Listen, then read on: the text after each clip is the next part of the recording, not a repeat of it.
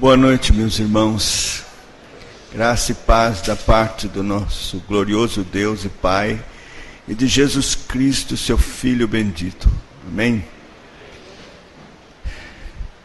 Graças a Deus por esta oportunidade santa que Deus nos dá, por sua grande misericórdia e graça de estarmos aqui.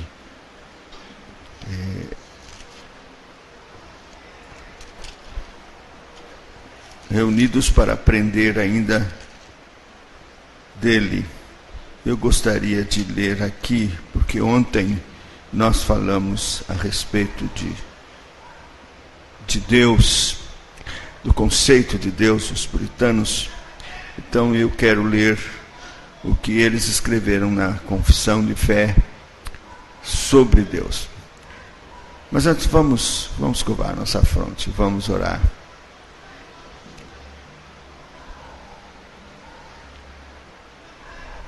Santo, Santo, Santo, eterno Deus, Todo-Poderoso, Deus Pai, Deus Filho, Deus Espírito Santo, Deus triuno, verdadeiro,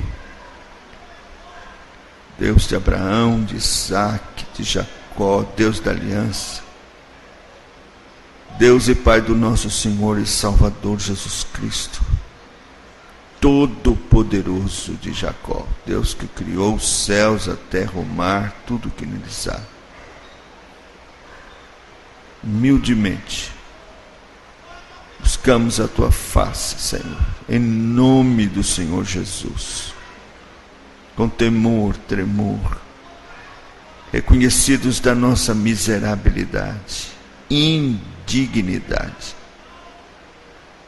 e não temos direito algum em nós mesmos, nem de pronunciar o Teu santíssimo nome.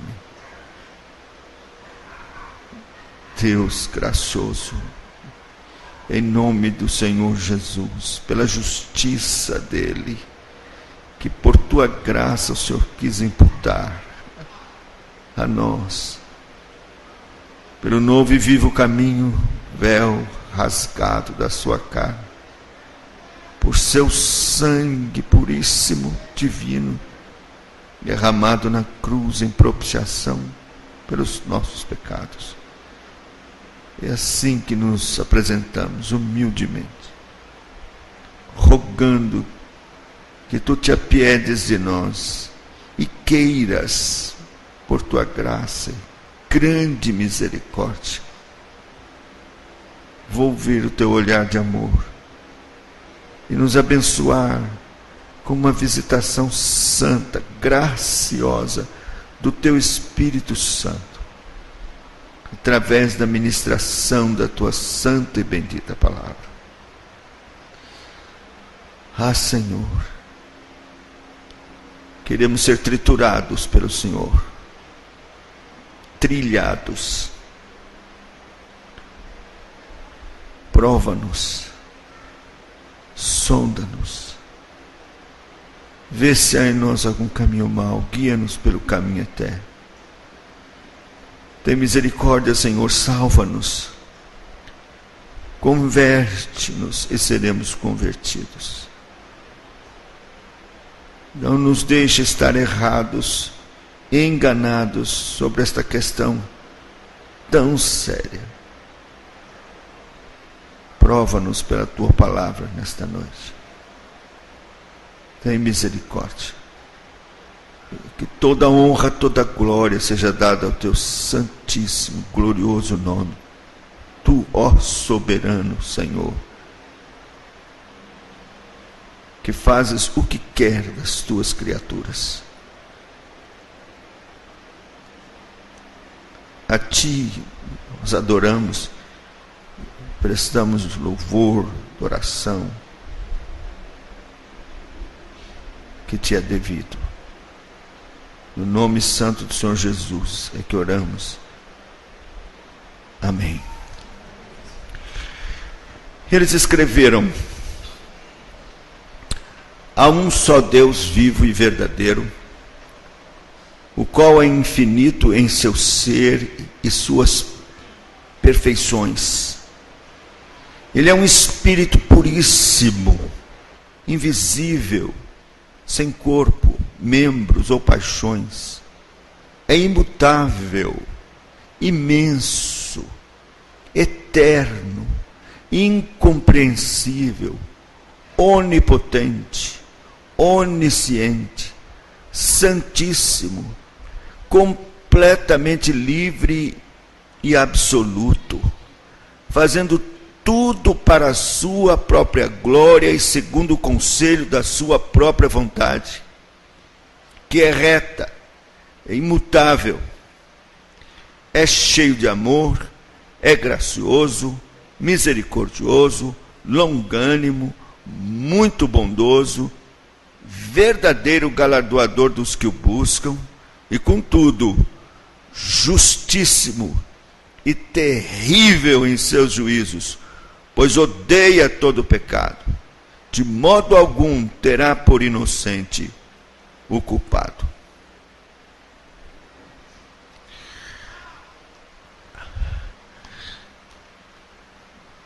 Meus irmãos,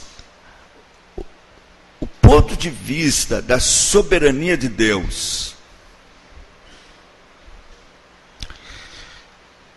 faz toda a diferença com relação a tudo que venhamos a tratar no Evangelho, na vida cristã.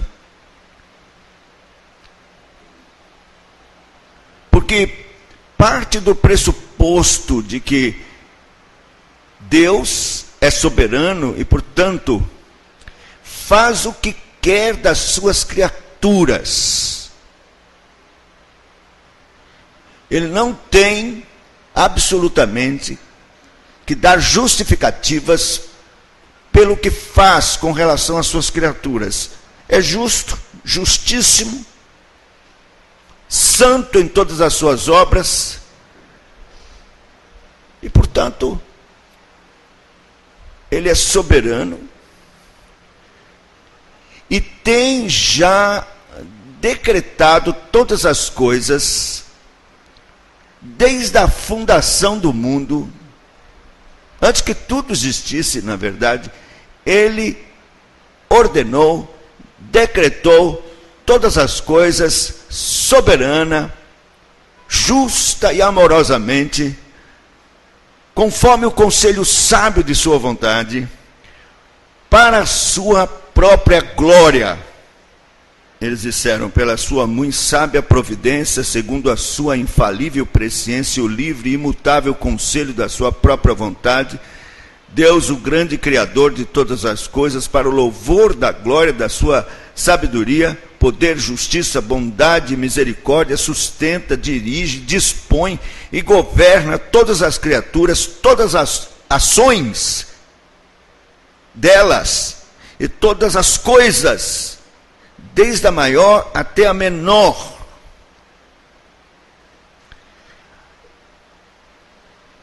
Sendo assim, então, os puritanos, calvinistas, firmes na doutrina, conforme é a verdade em Cristo Jesus, das Escrituras, entendiam o Evangelho de forma teocêntrica, e a eleição como a garantia de realização dos propósitos santos e sábios de Deus, custe o que custasse, isto é, não haveria nada, absolutamente nada, que pudesse impedir que Deus atingisse os seus propósitos decretados, a salvação dos seus eleitos, e que ele faria isso de forma absolutamente poderosa, segundo a sua graça e os recursos da obra do Senhor Jesus Cristo. Por que eu estou dizendo isso? Eu estou dizendo isso porque nós somos filhos de uma geração cujo evangelho é antropocêntrico e não teocêntrico. Um evangelho centrado no homem e não em Deus. Um evangelho que ensina que Deus fez o que precisava fazer para a salvação do homem. E que aí estava a bondade dele em fazer isso.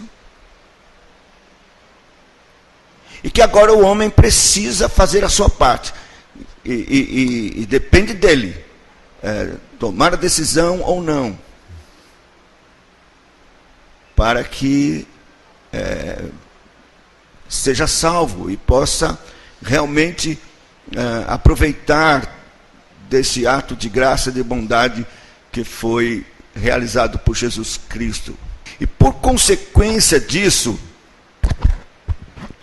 os pregadores do Evangelho, os evangelistas, a partir de 1830, eu vou firmar essa data porque é a data do aparecimento do grande avivalista chamado Finney, que foi um desastre para o evangelicalismo mundial. Eu, na minha juventude, li a respeito de Finney e fiquei encantado, e era um herói para mim. Porque o que nós recebemos foram os livrinhos que falam daquelas experiências extraordinárias da editora Betânia, mas nós nunca lemos de fato e nem conhecemos quem verdadeiramente foi Finney e principalmente o que ele cria. Você não pode fazer ideia da heresia que esse homem ensinou. Ele escreveu um compêndio de teologia, onde ele coloca as suas ideias. Ele era semi-pelagiano, para não dizer pelagiano para valer. Isto é, ele não acreditava no pecado original e o pecado de Adão, que os crentes nascem com o pecado de Adão. Ele não acreditava nisso de jeito nenhum.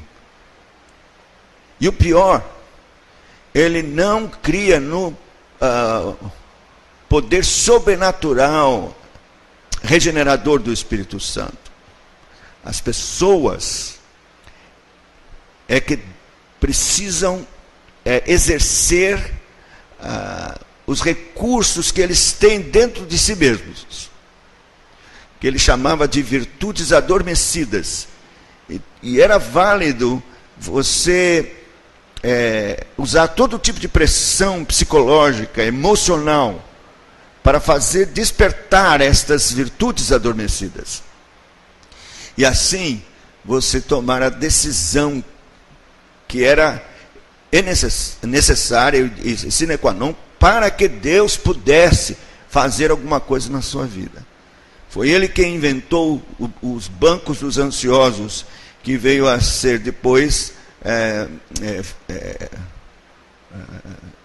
estabelecido como aquela cerimônia depois da mensagem, chamada ao altar, e que se tornou popular por todos os evangelistas subsequentes, discípulos dele, da escola de Charles Finney. E eu fui um deles. E eu sei o que estou falando. Quando eu pregava o Evangelho, com todo o esforço que eu fazia de mim mesmo para que houvesse da parte das pessoas sinceridade em vir a Cristo, por causa do apelo, eu era obrigado a cercear, cortar, podar algumas coisas absolutamente necessárias na mensagem, para que isso não atrapalhasse na hora do apelo. Todo evangelista que usa esse método sofre uma pressão terrível de ter sucesso na hora do apelo, porque se ele não tiver sucesso na hora do apelo, ele é julgado como alguém que está pregando o evangelho sem pecado, ou com pecado, em pecado, e sem a graça de Deus, sem a bênção de Deus na sua vida. Essas coisas, meus irmãos, se tornaram tão popular no mundo inteiro, que nós somos uma geração que é filha, fruto desse tipo de evangelho açucarado, de apelo, e que ensina às pessoas de que Deus não pode fazer nada a não ser que elas deixem e permitam e deem o passo que é necessário para que Deus possa fazer.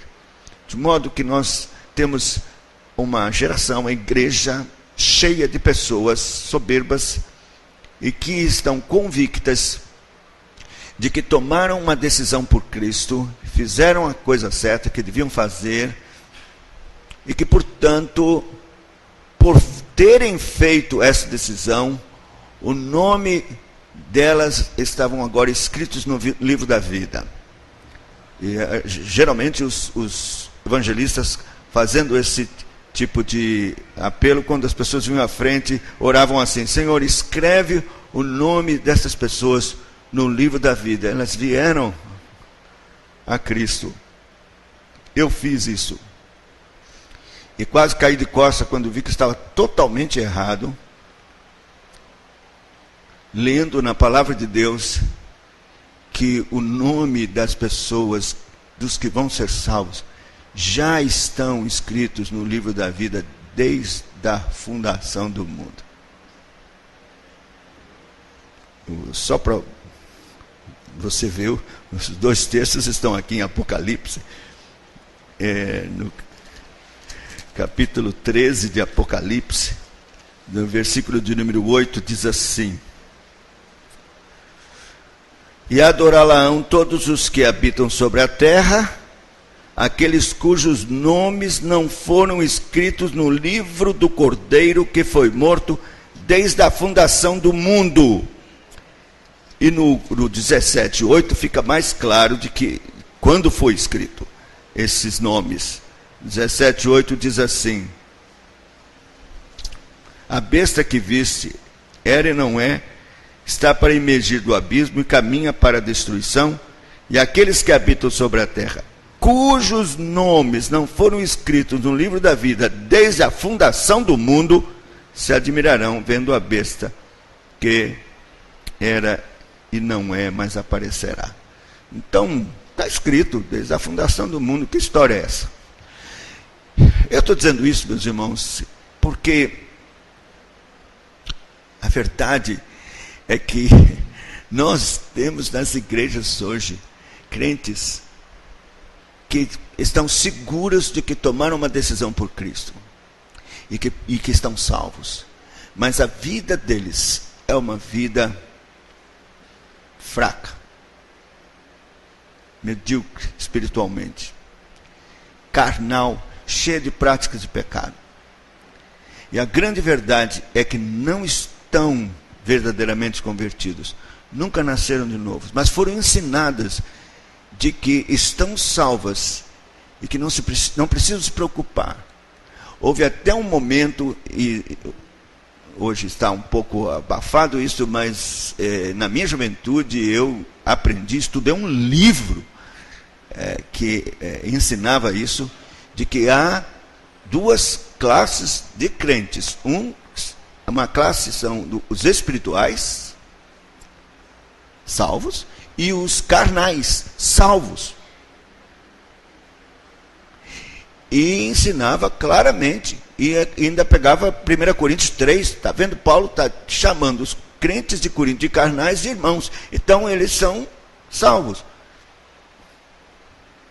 E isso é um absurdo. Essa doutrina veio das profundezas do inferno, porque a Bíblia não ensina isso. Paulo nunca ensinou uma segunda classe de crentes que são carnais, prática de pecado, e que no final vai ser salvo porque aceitaram a Jesus. Não existe isso na Bíblia.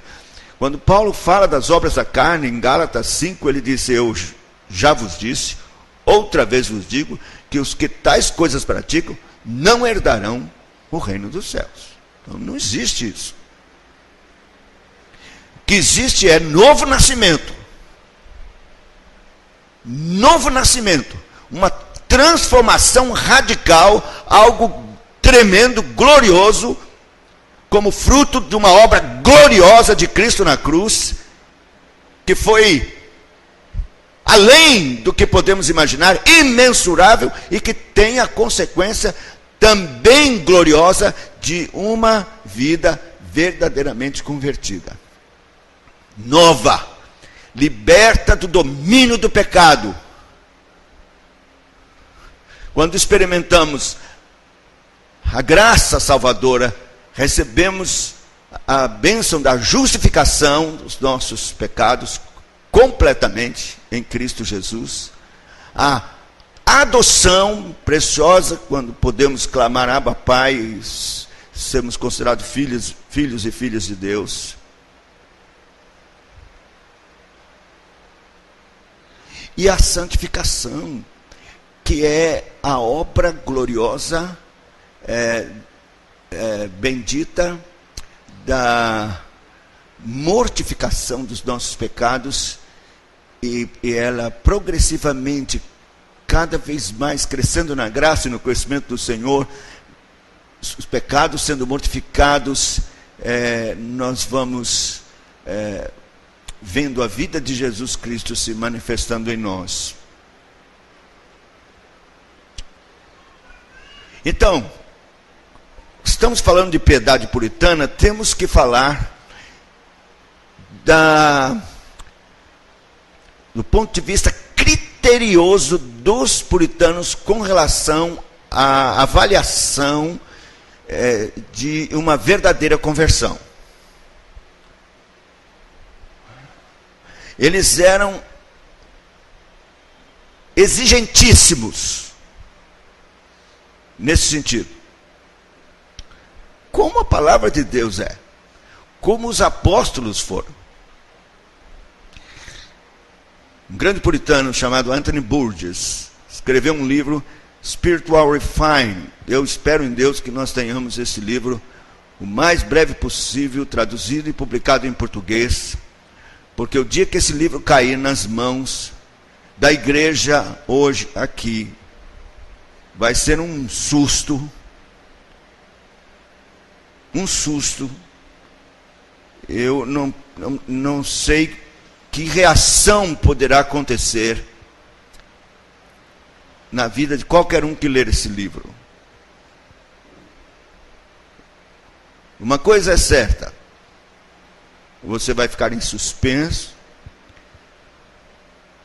e com sérias dúvidas com relação à sua salvação. Você acha isso ruim? Não é não. Os puritanos não tinham a menor pecha de fazer isso, porque eles sabiam que os eleitos iriam de fato encontrar a graça salvadora em suas vidas, mesmo que tenham que ser moídos. Então eu vou dar uma amostra disso hoje aqui. Que Deus, por sua graça, nos abençoe.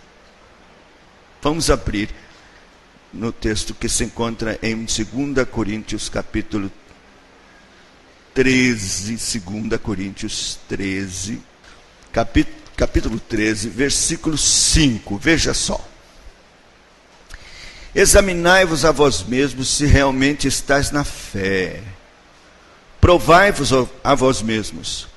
Ou não reconheceis que Jesus Cristo está em vós? Se não é que já estáis reprovados. Eu vou repetir. Examinai-vos a vós mesmos, se realmente estáis na fé. Provai-vos a vós mesmos. Ou não reconheceis que Jesus Cristo está em vós? Se não é que já estáis reprovados. Quando eu era jovem, que eu aceitei pela primeira vez o apelo, fui à frente num acampamento da Palavra da Vida em São Paulo.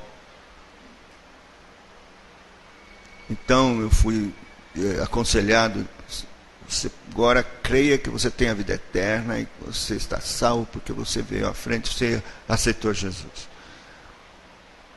Mas logo depois de um tempo, eu comecei a ter sérios problemas com prática de pecado. Eu percebi que minha vida espiritual estava muito ruim. Então fui procurar novamente as pessoas e elas disseram: não, você tem que... Olha, abriu, quem tem o Filho tem a vida eterna. Bota o dedo aqui, tem. Então tem, você tem que crer isso. Mas eu estou com a vida assim, não, isso aí é uma escadinha, você vai melhorar. Mas você tem que crer, que você não pode ter dúvida. Se você tiver dúvida da salvação, aí você perdeu. Meus irmãos, não é certo, se está errado. Totalmente errado. A dúvida é muito importante.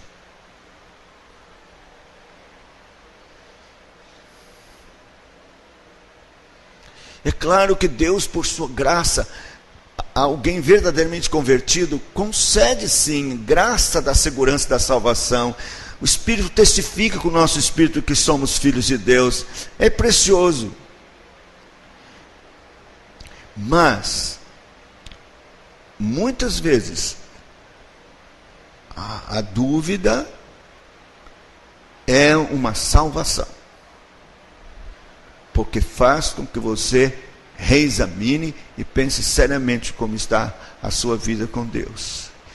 Se realmente Cristo habita em vós, se realmente você nasceu de novo, se não é que você já esteja reprovado.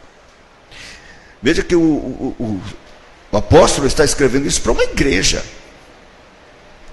A igreja de Corinto era uma igreja cheia de problemas, é verdade, mas também cheia de manifestações extraordinárias.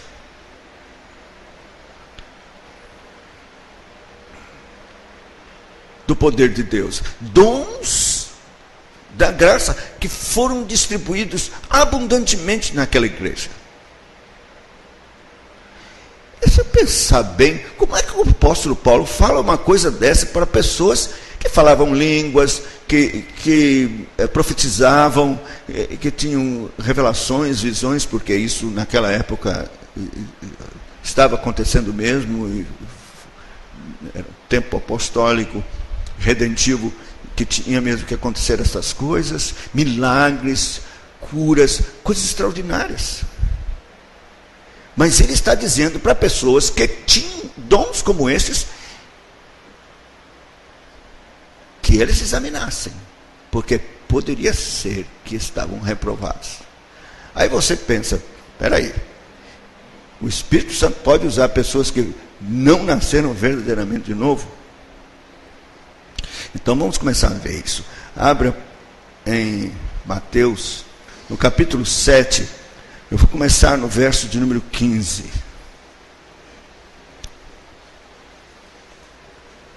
É um capítulo tremendo. Veja o que o Senhor Jesus diz. Ele começa dizendo: acautelai-vos dos falsos profetas, que se vos apresentam disfarçados em ovelhas, mas por dentro são lobos roubadores. Pelos seus frutos os conhecereis.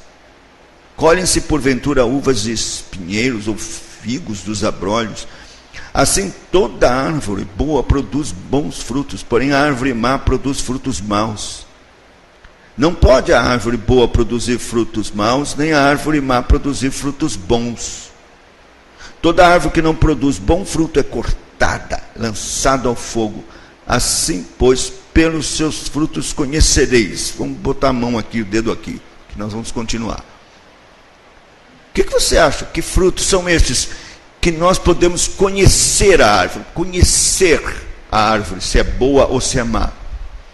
As pessoas geralmente pensam em resultados de uma atividade na obra do Senhor. Ganhei tantas almas, olha, eu estou ativo na igreja, eu faço parte do coral, do conjunto, eu saio para evangelizar, distribuo folhetos, eu não perco nenhuma reunião, eu estou lá nas reuniões das uniões Não.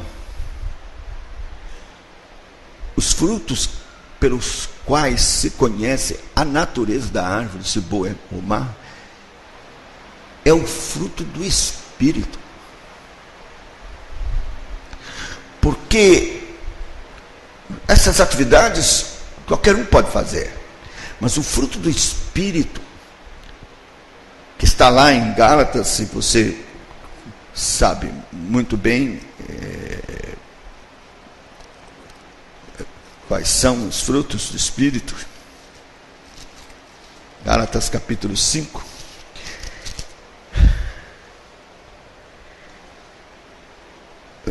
diz assim, depois de falar das obras da carne, mas o fruto do Espírito, verso 22, é amor, alegria, paz, longanimidade, benignidade, bondade, fidelidade, mansidão, domínio próprio. Contra essas coisas não há lei. Os que são de Cristo Jesus crucificaram a carne com suas paixões e concupiscências. Vida santa, isso aqui é a vida de Cristo.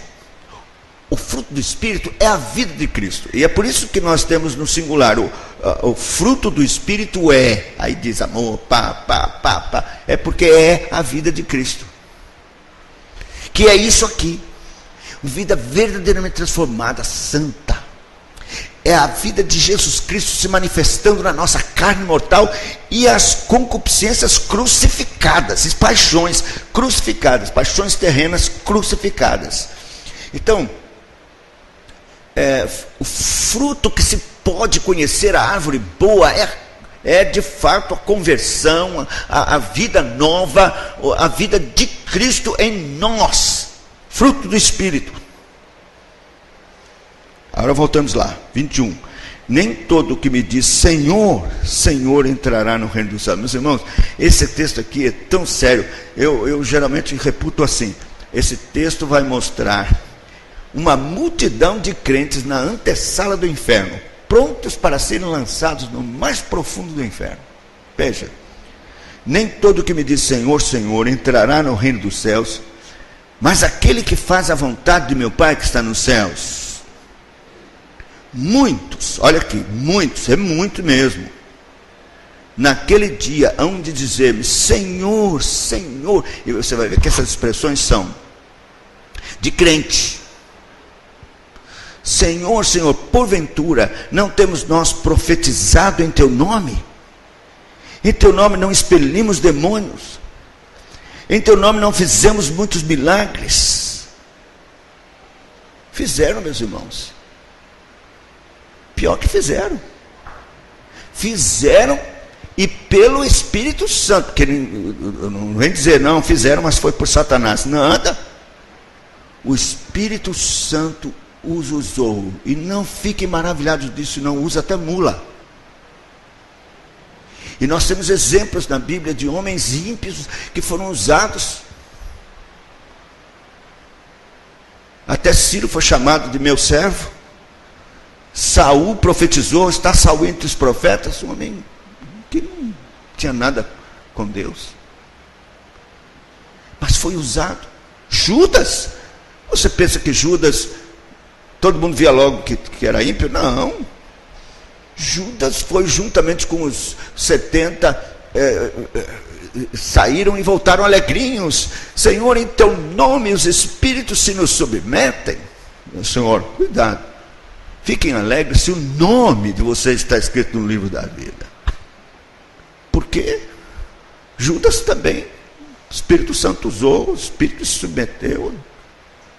Isso era ímpio. Veja o que diz o texto que é um dos textos mais assustadores dos crentes. É esse texto que se encontra em Hebreus. E é para assustar mesmo. Eu quero dizer a você que os puritanos usavam tranquilamente esse texto para pregar nas igrejas. John Noe tem um livro, Apostasia do Evangelho, que é uma exposição de Hebreus 6. Então, eles tranquilamente usavam esse texto. Hoje a gente não vê ninguém pregar nesse texto. Sabe por quê? Veja, começa no verso 4. É impossível, pois, que aqueles que uma vez foram iluminados e provaram o dom celestial, Hebreus 6, 4,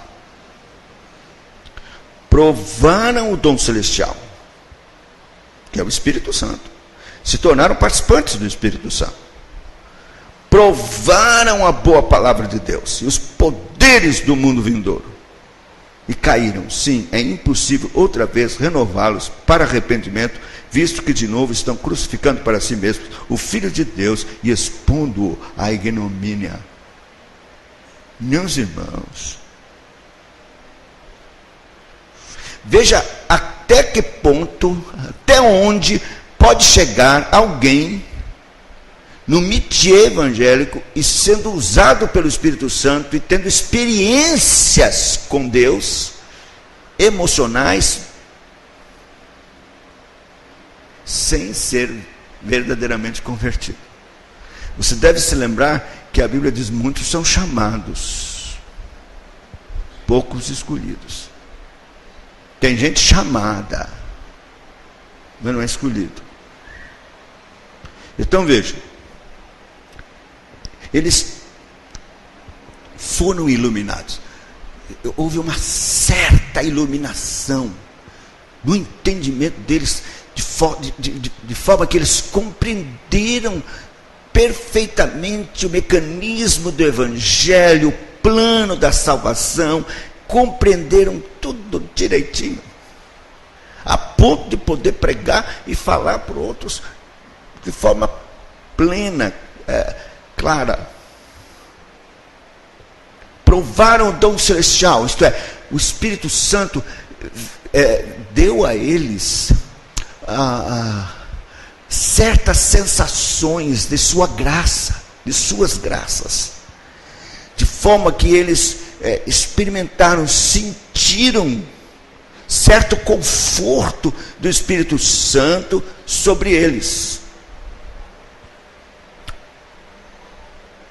Até alegria de estar na igreja, de ouvir a palavra de Deus, sensações boas com relação às coisas de Deus.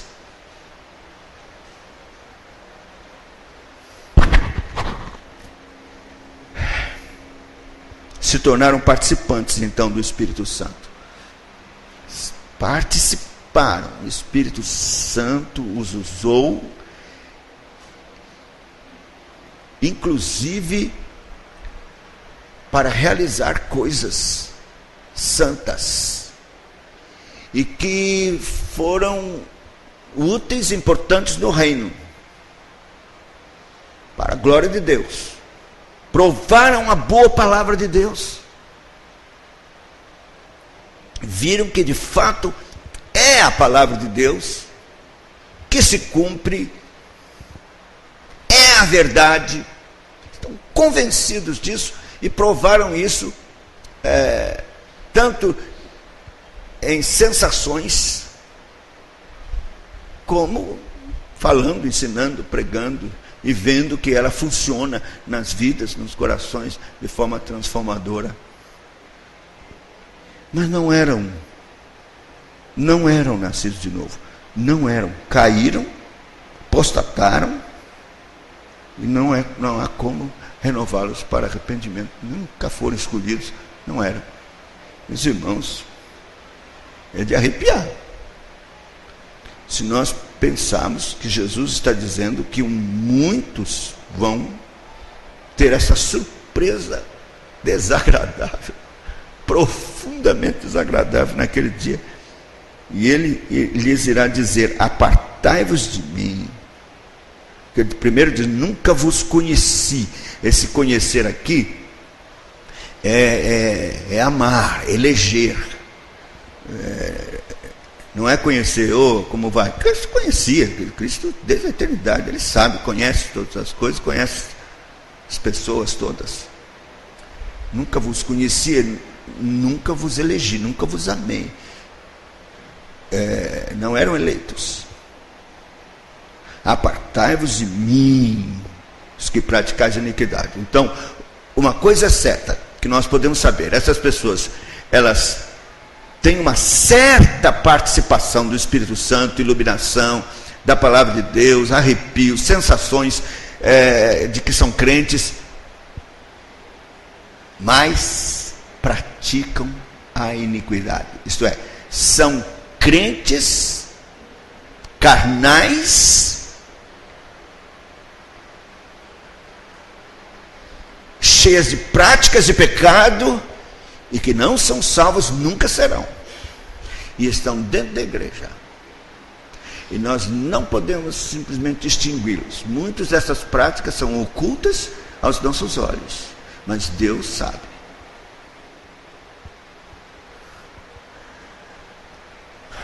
Eu me lembro também, ainda quando eu era jovem, de que eu nasci e me criei na igreja, mais que todo mundo, que qualquer um aqui. Você nasceu na igreja, eu nasci mais, porque meu pai era zelador da igreja. Então eu nasci na igreja. Mas eu só vim a nascer de novo bem mais tarde, já com cerca de 20 anos de idade. Embora nunca me afastei da igreja, nunca fui um jovem devasso, me casei virgem, fui para o exército. As pessoas lá no exército achavam que eu era um ET, porque saíam para as suas a zona de meretriz, e eu nunca fui. E não é porque não queria, não. Eu não conseguia ir.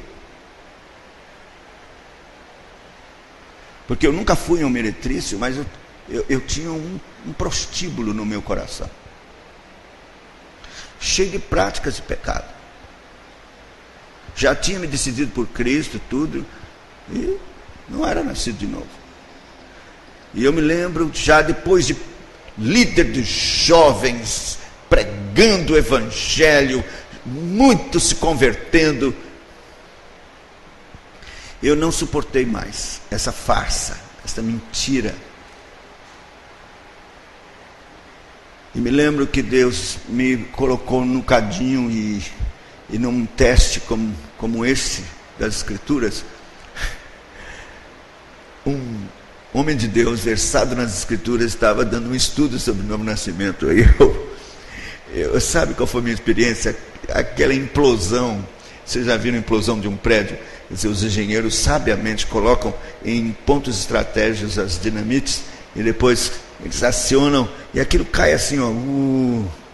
Meu edifício de vida espiritual mentirosa, falsa, caiu naquela tarde. E uma das dinamites que ele colocou, eu acho que uma das mais poderosas, é desse texto aqui, ó. 1 João capítulo 3, não é?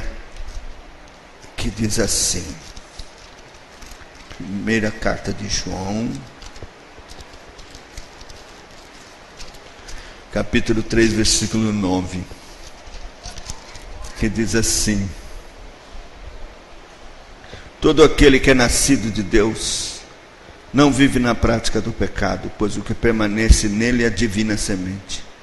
Ora, esse não pode viver pecando porque é nascido de Deus. Não pode viver na prática do pecado. Não pode viver pecando porque é nascido de Deus. Nisso são manifestos os filhos de Deus e os filhos do diabo. Então, foi duro naquela tarde eu reconhecer que depois da minha vida inteira dentro da igreja, e já pregando, e gente se convertendo, e sendo usado pelo Espírito Santo, eu não era convertido, eu não havia nascido de novo. Foi difícil reconhecer isso, mas não tinha como escapar, porque essa era a realidade da minha vida. E aí, quando fui ainda ler os puritanos, né, a coisa piorou, porque eles não têm misericórdia, graças a Deus. Graças a Deus. Quer ver? Nós queremos nos convencer de que somos convertidos procurando provas nas sensações que nós temos e ficamos pensando assim: não, eu sinto essas coisas, então eu sou convertido. Por exemplo, você sente alegria de estar na igreja, alegria nos cânticos do louvor, você sente alegria de estar aqui.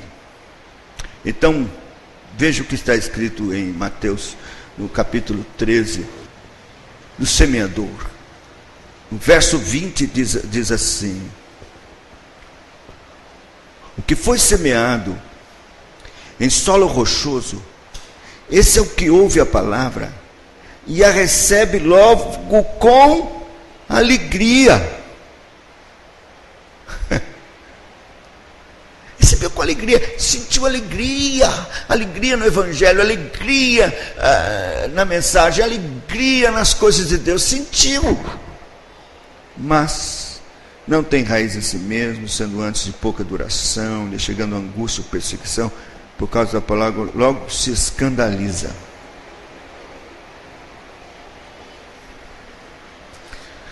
Em João capítulo 5, nós temos também aqui o Senhor Jesus dizendo que alguns se alegraram com a lâmpada, a luz que era João Batista. Veja, verso 35, é João 5, 35, 5:35. Ele era a lâmpada que ardia e alumiava, e vós quisestes por algum tempo alegrar-vos com a sua luz. Quer dizer, vocês quiseram por algum tempo alegrar-vos. Então, sentiram alegria com o ministério de João, mas não eram convertidos, nunca foram.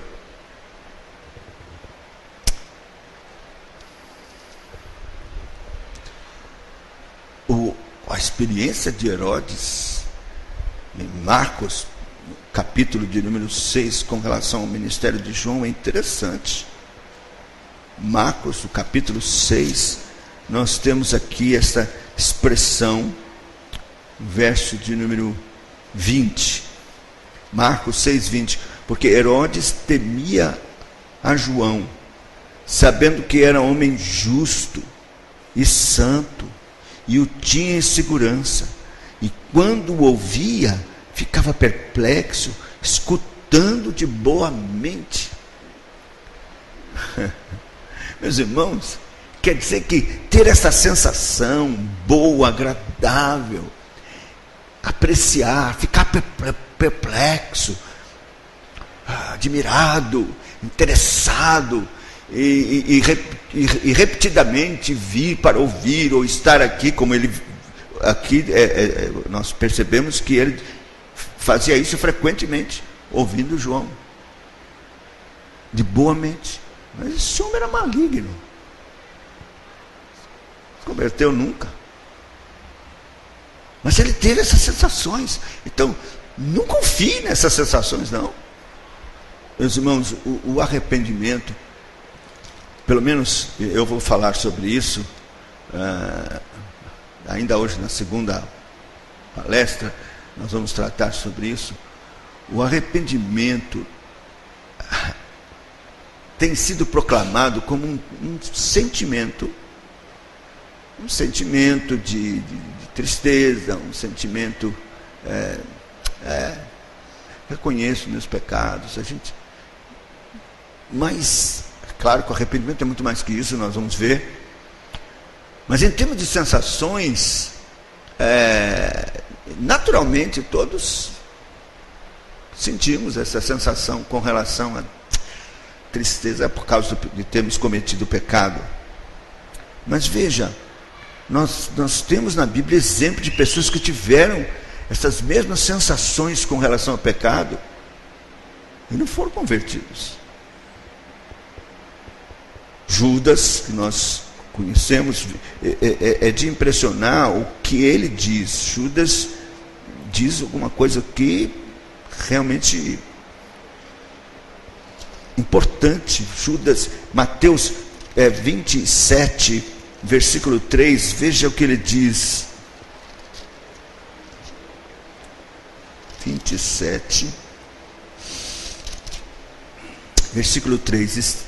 Então Judas, o que o traiu, vendo que Jesus fora condenado, tocado de remorso, devolveu as 30 moedas de prata aos principais sacerdotes e aos anciãos, dizendo: pequei, traindo sangue inocente.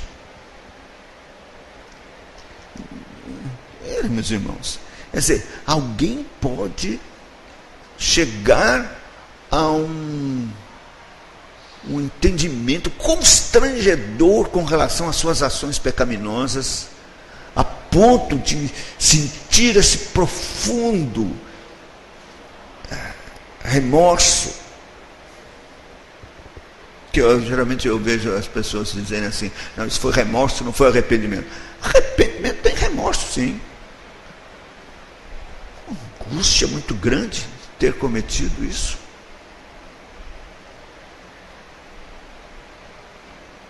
Ele devolveu e disse: pequei, traindo o sangue inocente. Olha, eu vou dizer, o arrependimento de muita gente que está aí na igreja, crendo que está salvo, não foi igual de Judas. E Judas não foi salvo. Esse arrependimento aqui não foi verdadeiro. Então, cuidado com sensações. Lá no Velho Testamento, nós temos no livro de Reis, primeiro livro de Reis, um arrependimento de um ímpio chamado Acabe. Foi uma coisa tremenda. Esse homem pecou terrivelmente, fez Israel pecar terrivelmente, ele e sua mulher. Mas veja, no capítulo 21 de Reis, no verso 27, tem o arrependimento dele.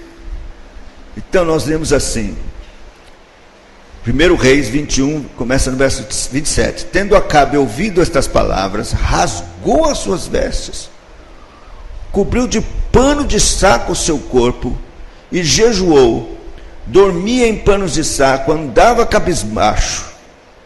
Então veio a palavra do Senhor a Elias, o tesbita, dizendo: não viste que Acabe se humilha perante mim?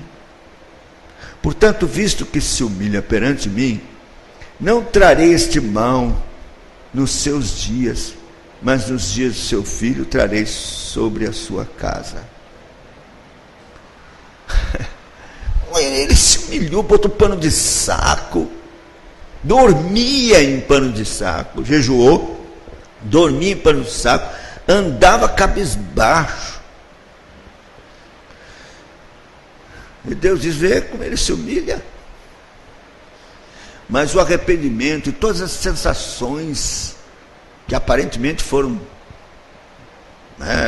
impressionantes, não serviram para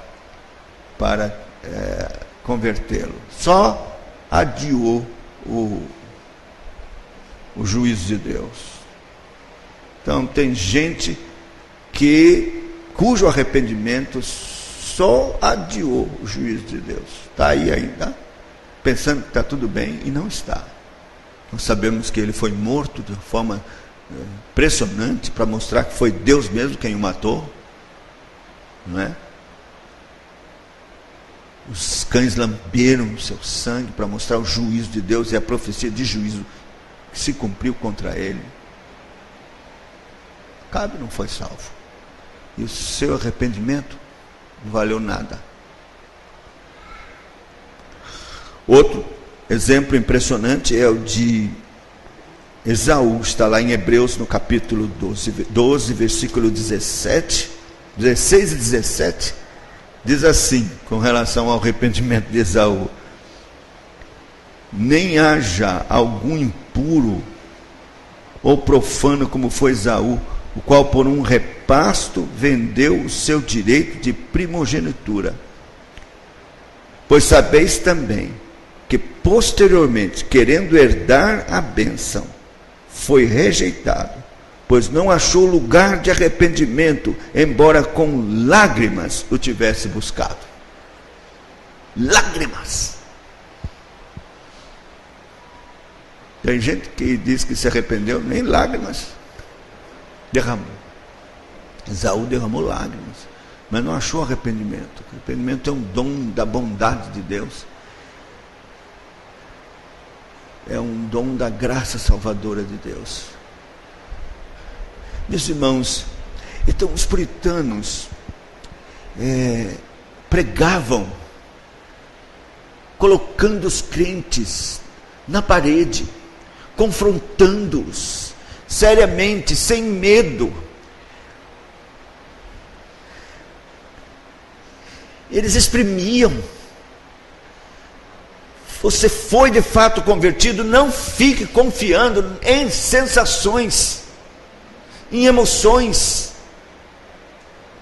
nem em participações ou compromissos com a igreja. Jonathan Edwards costumava pregar assim, dessa forma. E uma velhinha que já frequentava a igreja há muito tempo, porque quando ele foi para a igreja do seu avô, e então os crentes já estavam lá. E a velhinha chegou e disse para ele: eu não concordo com isso que o senhor está falando dessa forma, não. Eu sei que vou para o céu, porque eu não falto culto, eu estou aqui na igreja sempre. E foi dizendo de tudo que ela fazia, e contrastando, dizendo: eu tenho amigas que estão lá jogando em jogatina, e eu aqui na igreja, como é que eu não vou para o céu? Eu estou aqui na igreja, os outros estão lá no pecado, eu estou aqui. Então Jonathan Edwards respondeu para ela assim: minha senhora, e ela disse, não tem nenhuma vantagem de eu fazer isso, de eu estar aqui todo domingo e tudo, não vale nada, não tem nenhuma vantagem. Disse, não tem, vale sim. Quando a senhora for para o inferno, a senhora vai sofrer menos que todas aquelas outras mulheres que estão no pecado.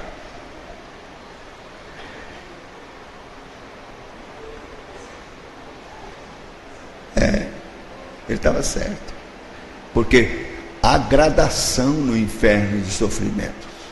A Bíblia ensina isso. Mais açoites, menos açoites. Gente que vai mais profundo do inferno, outros menos profundo.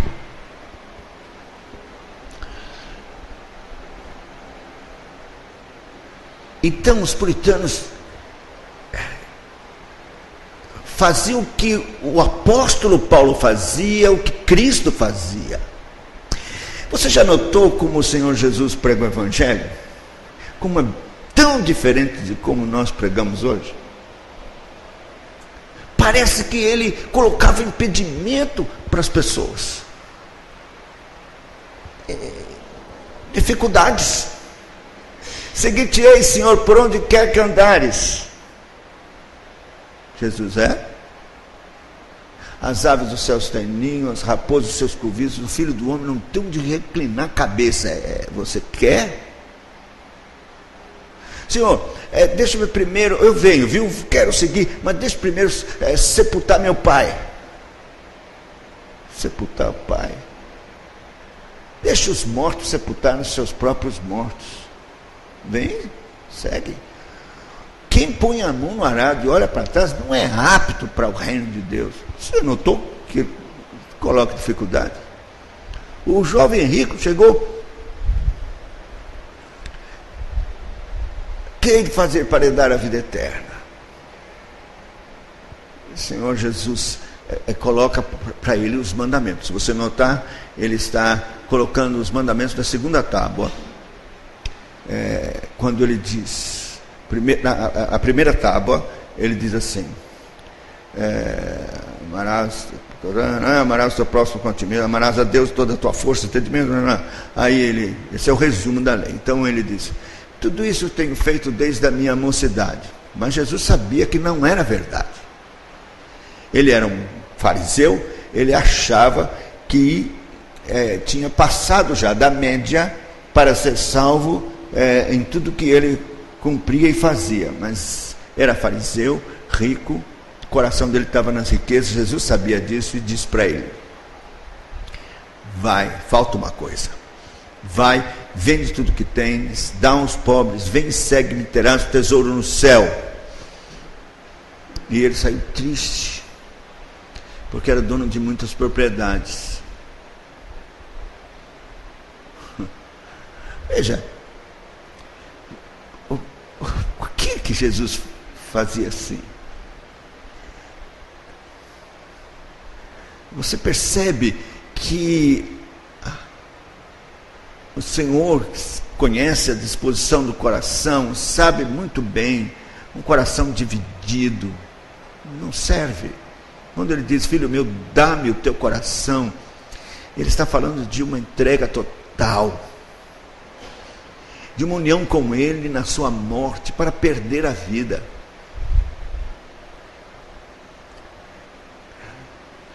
Muita gente tem a mesma proposta no coração do jovem rico.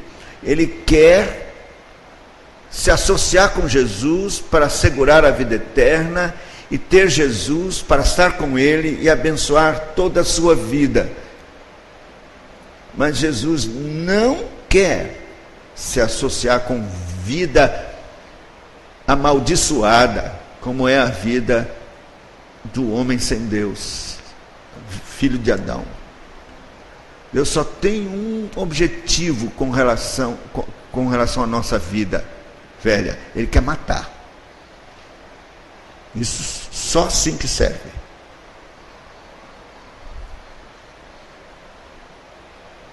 Para ressuscitar com ele para uma nova vida.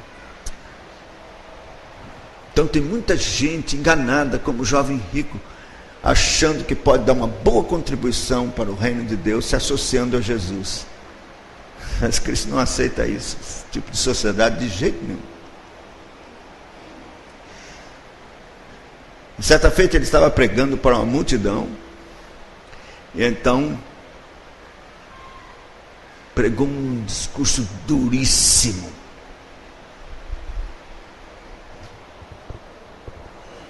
É preciso comer a minha carne, beber o meu sangue. Claro que Jesus estava dizendo isso com relação a uma identificação com ele na morte. Ele não estava querendo seguidores para tirar proveito dele, ele estava querendo gente que se identificasse com ele para morrer e para viver com ele, para ele. Então esse foi um sermão duríssimo. E esse pessoal começou a ir embora. Dura esse discurso, quem pode ouvir? Eu fico imaginando que os discípulos estavam assim, junto, Jesus ali falando e eles atrás aqui, e começaram a ver que o pessoal estava indo embora. Eu penso que não está escrito isso, mas eu penso que eles cochicharam um com o outro assim: se o mestre não maneirar, não vai ficar ninguém. Eu tenho a impressão, porque Jesus se vira e diz assim: quereis vós também vos retirardes? Então você percebe que os puritanos estão fazendo aquilo que Jesus fazia, que os apóstolos faziam. Seguir a Cristo, ter a experiência do novo nascimento, é algo radical, que exige morte. Novo nascimento é algo que não é superficial, meramente emotivo, emoções. É algo que de fato transforma. É assim que exerce o seu poder o Evangelho, o poder da cruz. É algo poderoso, definitivo. Então, o Evangelho tem que ser pregado, meus irmãos, do ponto de vista de Deus. O que nós estamos fazendo hoje é pregar um Evangelho para facilitar, a gente adoira a pílula, a gente tira por menos, para ver se as pessoas se interessam e querem vir. A gente pensa, depois que ele vier, ele vai aprender as coisas. Isso não está na Bíblia. Nós perdemos a fé, a confiança no poder da cruz, no poder do Evangelho, no poder do que Cristo fez, e na eleição, no poder glorioso do Espírito Santo, que vai e opera com poder no coração dos eleitos, a mensagem do Evangelho e da cruz que salva.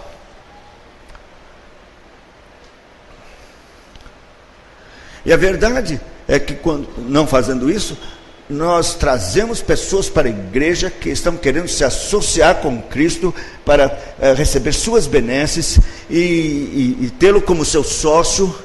Eles tomam as suas decisões, pedem que então Cristo as abençoe sacramente a decisão que eles tomaram, para que tudo vá bem, que eles no final tenham a salvação, mas assim, tendo a vida deles e Cristo como sócio. E estão dentro da igreja, cheios de práticas de pecado, com essas sensações, achando que porque as têm, estão salvos, cheios de práticas de pecado, vão ter uma terrível decepção naquele dia.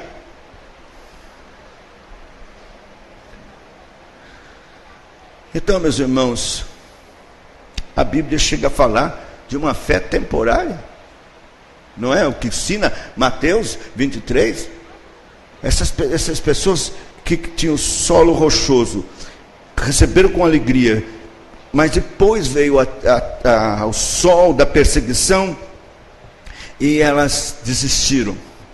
Outra recebeu e até germinou, cresceu, só que entre espinhos, e depois os espinhos sufocaram, que significa que são pessoas que estão dentro da igreja, mas os cuidados deste mundo, desta vida, sufocam. Então, nunca nasceram de novo. Eles estão dentro de Hebreus 6. Estão dentro da igreja com todas as sensações, mas na verdade não são eleitos. Jesus fala de muitos que creram, mas ele conhecia, né? João, no capítulo 2 de João, versículo 23, diz assim: estando ele em Jerusalém durante a festa da Páscoa, muitos, vendo os sinais que ele fazia, creram em seu nome, mas o próprio Jesus não se confiava a eles, porque os conhecia todos. Não precisava que alguém lhe desse testemunho a respeito do homem, porque ele mesmo sabia o que era a natureza humana. Então creram, creram no seu nome, mas o Senhor Jesus não confiava neles. Então, veja, que coisa terrível. Examinai-vos a vós mesmos. Assim os puritanos levavam as pessoas, mesmo as que crentes estavam na igreja, a um exame pessoal diante de Deus, sério, da sua experiência com Deus, se realmente nasceram de novo, que não confiassem nestas emoções, simplesmente essas graças que alguém poderia sentir, e fundamentalmente examinassem suas vidas sob o crivo da palavra de Deus com relação à santificação, a vida de fruto do Espírito, se de fato a vida de Cristo estava fluindo neles e se manifestando na carne deles. E eu creio que nós precisamos desesperadamente disso, meus irmãos. Se quisermos ter a piedade puritana, que é a piedade das Escrituras, que é a piedade verdadeira da palavra de Deus, a primeira coisa que temos que fazer é examinarmos a nós mesmos. Não há piedade, jamais haverá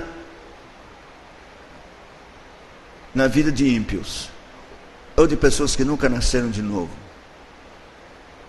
desses tais crentes chamados carnais, que andam segundo o homem, e que na verdade nunca nasceram de novo, e que estão na igreja. Esses jamais terão piedade. tem uma vida cristã de arremedos, forjada no camarim do diabo, que as ensinou como ser crente sem abandonar o pecado, viver de forma mundana dentro da igreja, com todas as sensações de crente, sem ser crente verdadeiramente. Então, que Deus, por sua graça, no poder do seu Espírito Santo, possa operar, meus irmãos, em nós. Na próxima palestra, nós vamos então ver as coisas que são essenciais no Evangelho da graça para produzir o verdadeiro novo nascimento, e que estão faltando no Evangelho que nós hoje ouvimos. E eu espero que Deus realmente possa nos abençoar ricamente, trazendo, quem sabe, no poder do Espírito Santo, uma verdadeira humilhação, um verdadeiro arrependimento, uma verdadeira conversão. Que Deus, por sua graça, nos abençoe.